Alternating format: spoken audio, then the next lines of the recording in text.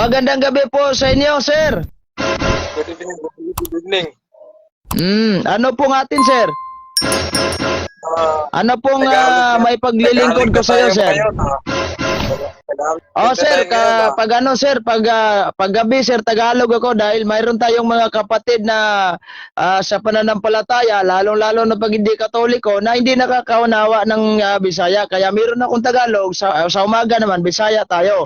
Hanggang magsawa tayo sa Bisaya, walang problema. Sa Tagalog, gabi yung schedule ko. Sa lahat ng mga taga-punto por punto ni Reverend Father Darwin Gitgano at sa lahat ng kanyang mga kasamahan, magandang gabi po sa inyo lahat. Sige, sir, ano bang may paglilingkod ko sa iyo, sir?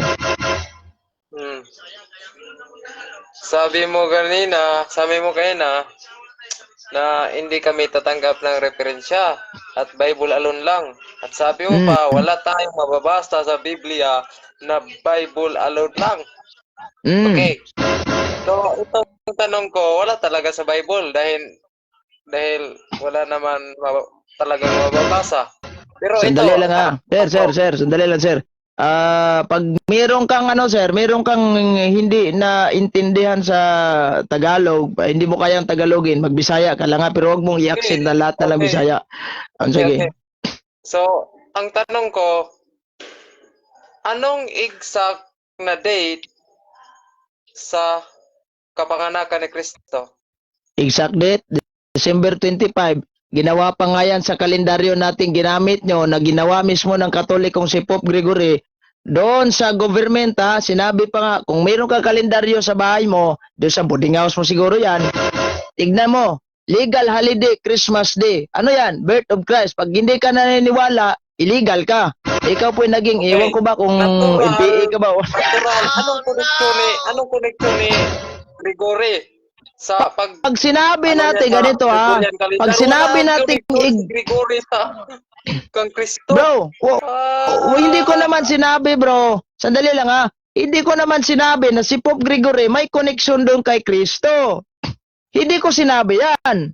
Ang tanong mo kasi, sa ano bang exact date? Nandoon sa kalendaryo po, December 25. At dinideklara rin ng gobyerno, legal holidays. Kung ikaw ay namumuhay sa Pinas, hindi ka, hindi ka nag-ubido sa legal holidays, nagiging illegal ka. Itong si Pope Gregory naman, na siyang may pasimono sa Gregorian calendar, sabi mo, walang connection. Sandali lang, lilinawin ko lang yan. Lilinawin ko lang, sandali ha. Huwag ka sapaw. So, hindi pa ko tapos, sir. Si Pope Gregory, may connection yan kay Kristo dahil sila po yung mga alagad ni Kristo. Nag-claim pa nga yung pastor nyo na wala namang connection kahit isang book man lang. Sige, next question. Okay, sabi mo kanina, totoo nga na meron ng 25 December, pero ang tanong ko, paano mo mapapatunayan na yan na pizza na 25 ng December ay kapanganakan ni Kristo na wala namang sinasabi na December 25 sa banal na kasulatan? Normal. Dahil po, pag sinabi nyo, wala namang mababasa December 25 sa Biblia, normal yan. Dahil unang-una, kung naghanap ka ng December 25 sa Biblia, may diferensya niya yung pag-iisip mo. Dahil kailan, yung Biblia, hindi naman kalendaryo yun. At hindi naman yung Biblia, birth certificate, para makita mo. Sandali lang. Ang Biblia, hindi kalendaryo para doon ka maghanap ng petsa. At hindi rin yan birth certificate para doon mo hanapin yung mga kapanganakan ni Kristo. Diba? Kaya wag mong pilitin. Wag mong hanapin. Sandali lang. Bro, sandali lang ba? Huwag mong hanapin ang isang bagay na hindi po pwedeng hanapin dyan. Halimbawa, bumili ka ng cellphone, naganap ka ng brand ng cellphone, tapos pumunta ka doon sa big shop. Normal, wala kang makikita ang cellphone dahil big shop yung pinuntahan mo. Okay. Nagtanong ka. Si Kristo matatagpuan ba sa kalendaryo dahil sinasabi mo na pumunta sa big shop? Sa kalendaryo kasi bro, ganito ha. Bro, ganito. Sa kalendaryo. Ganito bro. Pag gagamitin mo yung kalendaryong Katoliko, yung liturgical calendar, marami pa nga santo.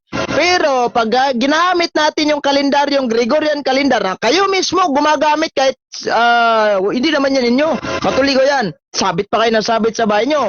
Now, ngayon, si Kristo bagay matatagpuan. Yung birthday niya, matatagpuan dun. At saka yung sinabi mo ha, na walang mababasa sa Biblia December 25. What if may mababasa akong December 25 letra po letra? Aaminin mo ba na yung Seventh Adventist ay isang Okay. sinagog ng demonyo? Dalawang partida.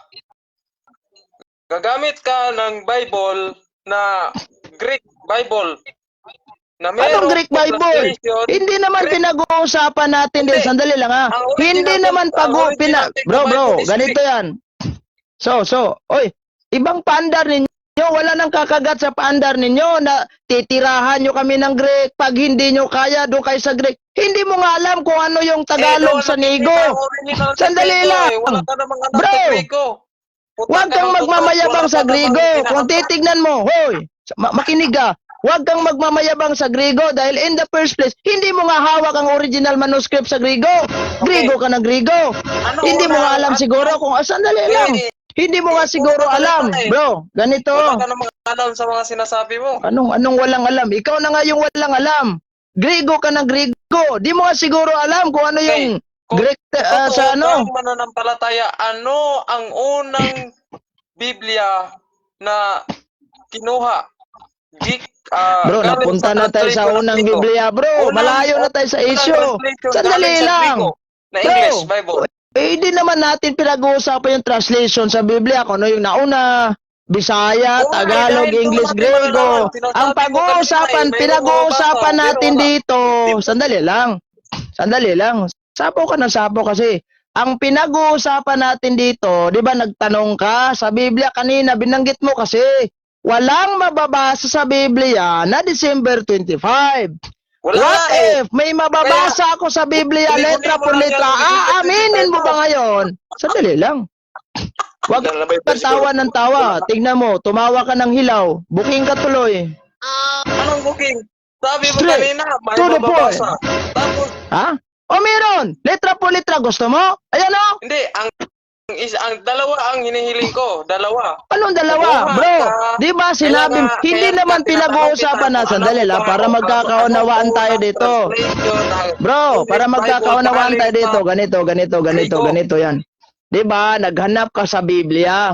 We are talking here about Bible. Hindi naman tayo nag-uusap Okay. kung anong klaseng version. Biblia po yung batayan. It doesn't mean, sandali lang, hindi pa ako tapos. Ikaw Kaya lang, ka hindi nakakaunawa dahil ikaw mismo sapo ka ng sapaw.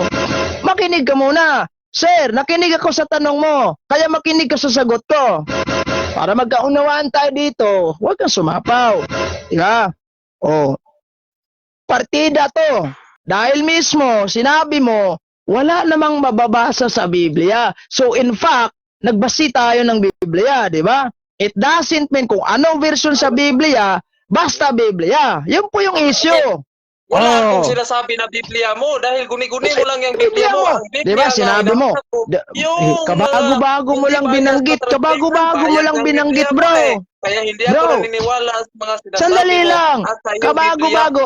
Ganito Yung issue sana natin dito, yung mga ngaral mong kasama, ang evangelist ko no, iwan ko kung bakit naging evangelist yun, wala namang ibanghelyong naisulat, Straight to the Huwag point. ka nang pumuntas mga Yeah, ibang sandali takbo. lang, sandali lang, Evangelist na sandali lang. evangelist pa. Sandali Ang lang. sabi mo dito, Sandali lang. kabanatan ni Nangaral Kristo. siya, Bakit ka niriribat pupunta nga sa ibang sandali lang topiko? bro, sandali lang bro. Marunong ka bang mag-focus sa topic bro? Yung nga Oo. sinabi ko sa inyo. Kaya nga, Di ba? Sinabi ko na sa ayaw ko inyo, ng pag bayad. kayo pumasok, Ayaw okay lang sana. ng bayad, pre. Sandali lang.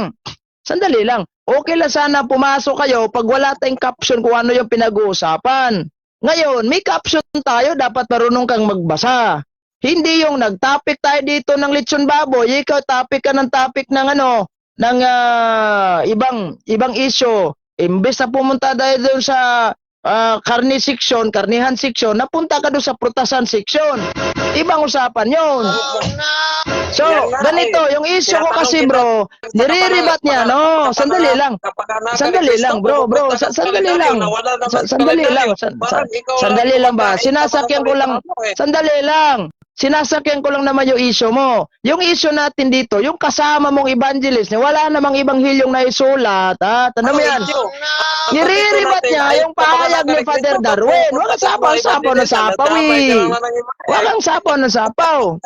Niriribat niya yung pahayag ni Father Darwin, yung isang katunggali niya, I don't know kung sabadista ba yon, na regarding sa paggamit ni Father Darwin ng hubot sa 8 dahil hindi niya matanggap na history book yun. So ngayon doon tayo focus. So nakapokus po ako na ang kasimbahang Katolika, bukod sa Biblia, gumagamit kami ng history. Huwag kang pumunta at tumatalon-talon sa isyong Pasko. Kasunod yan, naamba ka ng Sabat. Oh no! Hindi naman ako sabi mo kanina, itatanong ko, di tinatanong kita wala ka namang alam Anong walang alam? Mayroon akong alam, ikaw may alam ka ba? Kaya nga, diba? Naka-record sa Biblia. Ganito bro, ganito. Aba, hinamon mo ako Ganito, sandali lang. Hinamon mo ako sandali Bro, hinamon mo ako May alam ka ba? Surrender to. Anong surrender? Ikaw surrender, wala kang alam. Wag kang mag-surrender. Out ka. Ikaw yung lugi ka rito pag ikaw yung mag-out. Ito, ganito Sabi mo sa akin, wala akong alam. Ngayon, sa Biblia, mayroon naka-record. San Lucas chapter 2 verse 11. Anong binanggit doon? Mismo ang anghel may sabi. Sinabi niya, basahin natin ang Biblia kung may alam ka. Kung wala kang alam, pagpasensyahan na. Yeah. Ito, St. Luke chapter 2 verse 11. Ang banggit po ay ganito. Isinilang sa inyo ngayon sa bayan ni David ang tagapagligtas, ang Kristong Panginoon. Question, ano ang kanyang kapanganakan? Dahil naka-record sa Biblia, anong kanyang kapanganakan? Kung alam mo, kung di mo alam. Alam mo ang ikaw yung tinanong ko dahil sabi mo, wala akong alam sabi mo, wala akong alam wala akong alam, di ba? Sabi mo, nagtanong ka pala sa walang alam. Anong nangyari sa'yo? Oh no! Totoo nga, na may mababasa na so anong birthday? Imposible yun, sir. Imposible. Sa kapanahonan ni Kristo, may kalendaryo na. Sandali lang Wala kang alam sa pizza, di ba? Dapat alam mo yan dahil Catholic Faith. Sandali, di ba? Naniniwala ka kay Kristo. Ako din naniniwala. Si Kristo Diyos mo, ako rin Diyos namin si Kristo, di ba? So pareho tayong naniniwala. Question, itong batayan natin, kung totoong nagiging kapanalig ka ni Kristo, kapananampalataya ka kay Kristo, alam mo kanyang araw kapanganakan dahil imposible di mo alam. Sa kapanahonan ng sinulat ni Sintok ito, sa kapanahonan ng kapanganakan ng Kristo, may kalendaryo na, Jewish calendar na inimbento ni Julio Caesar 46 BC. Imposible di mo alam yan. Huwag mong ang Biblia dagdagan. Kukunan. Ito. Sabi niya, ayaw daw dagdagan ng Biblia. Ayaw daw dagdagan ng Biblia. Hindi, tanong ko sa'yo. Ayaw dagdagan. Ayaw mo sa birthday. Ito, chronology ng Seventh Adventist sa isang The New King James Version na may logong Sabadista. Binanggit kasi dito. Ganito 457 BC, Jerusalem and the temple restored. Next, 27 AD, Jesus baptism. 31 AD, crucifixion of Jesus. 34 AD, the gospel is preached to the Gentile. And 1,844, the sanctuary is cleansed. Iwan ko kung anong nangyari sa sanctuaryo, bakit madumi? Ito, ginawa niyong janitor si Kristo dito Ayan. Wala ka talaga. Nasaan sa Biblia, bro? Kasi sinabi mo, dinagdagan namin yung Biblia dahil wala namang pizza na kapanganakan ni Kristo. Ngayon, saan sa Biblia ito? Ito lang, itong baptism of Jesus Christ 27 AD. Saan nakasulat to? Dapat alam mo yan, huwag mo nang itanong sa akin. Kayo yung gumawa. Di ba sabi nyo, huwag dagdagan ang Biblia. Kaya nga hindi kayo nagsiselebrate ng birthday dahil wala sa Biblia. Ngayon, saan sa Biblia si Kristo binautismuhan sa 27 AD? Saan si Kristo si Kristo ay nabautismuhan hindi 27 AD. So mali itong kronolohiya nyo. mali itong kronolohiya nyo na 27 AD. No. Tama yan, tama. Wag mong bawian yan, ha? Wag mong bawian. Sinabi mo yan, ano ka ba naman? Kaya nga eh. Nabanggit na yan sa propeta na si... Bulawan. Kinontra nyo na yung sariling kronolohiya sa Biblia nyo. Wait lang, basahin ko ang Ecclesiastes. Ay, anong Ecclesiastes?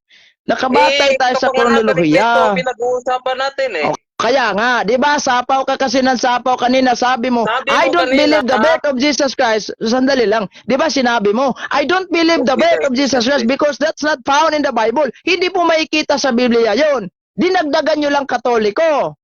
Dinagdagan nyo Katoliko. Siya ba sabi mo? Sabi mo kanina, Nagtanong ako, sa dami ng mga tao na binanggit sa kronolohiya ninyo, bakit alam ninyo na 27 AD, itong si Kristo ay nabinyagan? Saan sa Biblia ito? Hindi ba kayo dagdag rin ito?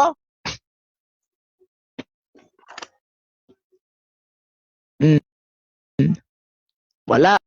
Shakoy again. Maaral ka pa muna.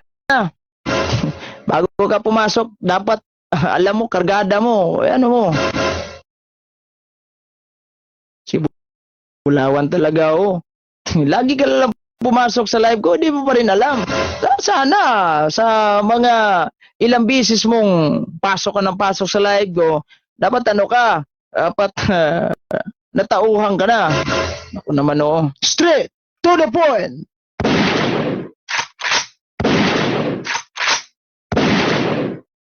Oh, yan. Di ba? Nawawala na tuloy itong si Bulawan. Baka busy siguro. Mag-aaral ka muna. Mangangamuti ka muna sa ano, sa sagot mo. Di ba? Dinideny mo na yung kronolohiya mo. Ang punto ko kasi dito is ganito. Bakit yung kronolohiya ninyo, 20 city na binyagan si Kristo? Ay di ko na lang tatanungin sa iyo kung saan sa 31 AD namamatay siya.